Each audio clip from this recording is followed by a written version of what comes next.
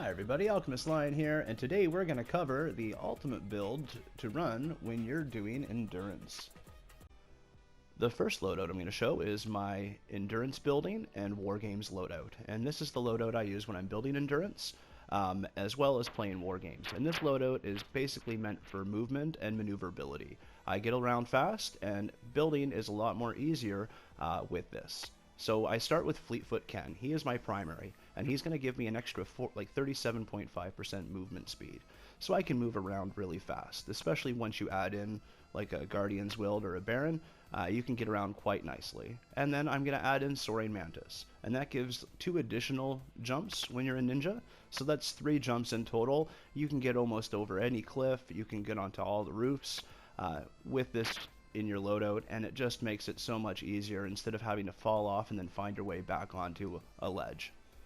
Outside of that, it's really just whatever I use, mostly for war games. So I like Endless Smoke and Medicinal Fumes. That helps other people, as well as the smoke really helps clear out some of the stray husks that might be getting through or attacking colleagues. Then I use Cupid's Arrow, just because the Xenon Bow is by far one of the best weapons in the game, and having Cupid's Arrow in your loadout at any point with that is good if the loadout can handle it. And this one, like I said, is mostly just these 2 that I'm using, so all these support team perks are just to help me in war games, and she's pretty helpful. Then I'm throwing in Gadgeteer, and that's kind of a 2-in-1 purpose. I can throw in Slowfield, I can throw in Banner. That will sometimes help if I'm building or if I'm just kind of messing around in endurance. But also, Gadgeteer helps speed up turrets, adrenaline rushes, your bombs that you can drop, any of that. And then I put in tough traps, just because anytime I'm running endurance, I'll always have either Machinist, Harper, or Mina in play to help boost that trap durability up.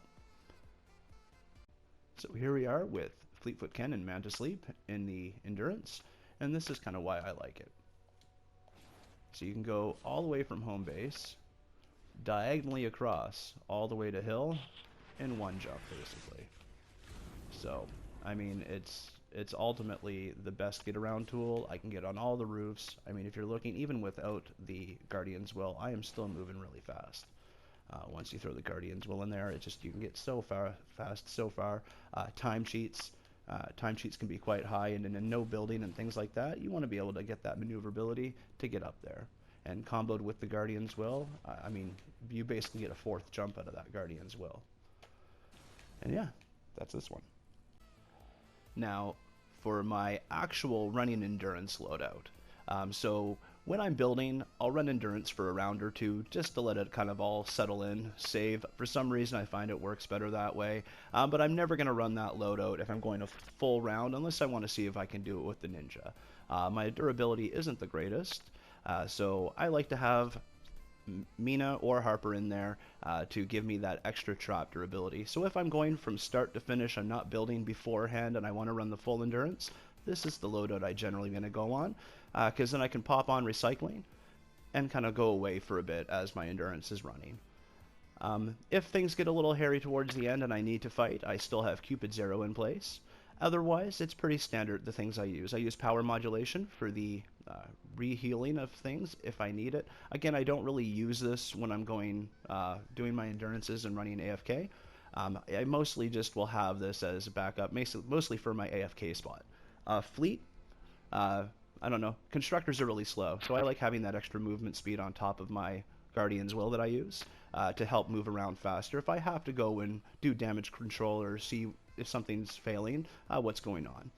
Then Survivalist. Now, you're running endurance, you're going AFK, not a whole lot of need there, but if you're going into a spot and you want to get out and get your health back, Survivalist is pretty good for that.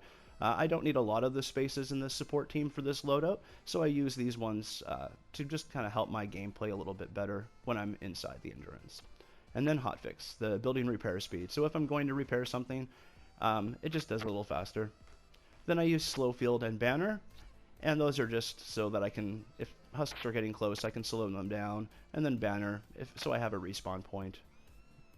But yeah, that is basically how I run my endurance mostly. So here we are as Mina, and this is basically what I do. So I start the endurance, and I hop in the box, and I throw down my base, and then from there I would basically just like pop an emote and put the controller down and walk away. Mina's ability doesn't need base to be touching everything for the trap durability to increase. So you can basically just stick around in here and every 6 minutes or so collect from your recycling if you wanted to. And yeah, that's the simplicity of Mina. But like I said, she also has the ability, say you wanted to go and shoot a few things, you can do that with Stoneheart in play. It's easy enough. So this loadout also doubles up for my AFK loadout when I'm running 140 retrieve the datas, or the 160s.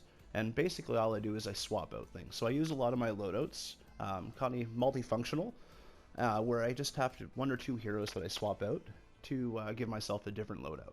So for this one, this is all set up for endurance, and Mina's in primary for that 52.5% trap durability. But if I swap her for power modulation, I get his commander perk, which gives the structures affected by base healing 11% health every 10 seconds instead of the 4%. And I swap him for Mina, where I'll go down to 17.5% trap durability. And I don't need in an AFK retrieve the data the long durability. Instead, I just need that healing that power modulation would give. And this is where we can have a little fun. So this is my damage constructor build. So this is the build I use when we're fighting in a like 160, 140 zone, and we want to try to slow the husks down, damage them while they're on our base, as well as we're throwing traps at them and fighting them, and it makes it really, really easy. But I use this, I can throw this in if I'm going to be sitting in my endurance anyway, and I'm going to be just messing around. This is a fun way to do it. Supercharged traps just makes the damage builds so much better. So what I'll do is I'll run Thunder Thora, but I'll switch a few things out here. Instead of Plasma Arc, because that's pretty low on the scale of things when I got Supercharged traps doing 8% extra every time for a Constructor. So I'm going to swap him out, and I'm going to put in Mina, just because I don't have trap durability in my normal damage build, because I don't need it. But in Endurance, I definitely do need it. I mean, my trap durability, I'll go over here, it is really low. In the realm of things. Trap damage, trap durability, I got 245. I'm like 50% off of the maximum, and that's with Mina in play, so I'm even lower than that. And then what I'll do is Resonant Frequency, I like her just for the extra damage, even in the Xenon bow, but say you wanted to maximize your trap damage, all you would do there is put in Lofty Architecture, increasing your building health. And then it's my other builds, so Power Modulation, Mega Base, and Frozen Castle. And this just gives a nice spread for the build and allows Supercharged traps to do its maximum damage. So I'm getting 42% or 42.5% extra damage out of all my traps. There's no way they're getting through. My base is already good. My endurance is already good without this. Once this is on, it's just smooth sailing. But this is what I'm running if I'm just sitting there and I'm in the base the whole time. I have spots in my entire base where I can throw this down, and it's benefiting a good like 60% of my build. And that is my endurance builds.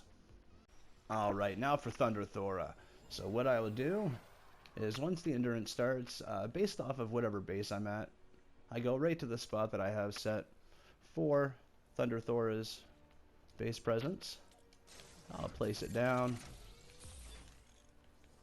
and then everything lights up, and you'll notice that I have it set where everything's connecting, so all the floors are lit up, so Thunder Thora really will take into effect. But the main thing is it's that Supercharged traps. That team perk is making anything that's lighted up blue, basically I have it 36% stronger basically. Yeah, so that means that all these traps, they're running at basically 35% stronger. You can have it to 42.5, but I have Lofty Architecture out, and I still have Resonant Frequency in. But all these traps are hitting stronger. And if they do get on these floors, they're also hitting 20% more with Thunder Thora's ability on top of the freeze. It's a really fun way to run this build. If you have the time and you're just sitting through the endurance anyway. It makes it go so much faster. I mean, they just drop. I hope this information's helpful. Thank you very much for watching. show your appreciation with a like, comment, subscribe, and have yourself a great day. Thank you very much, and I'll catch you again.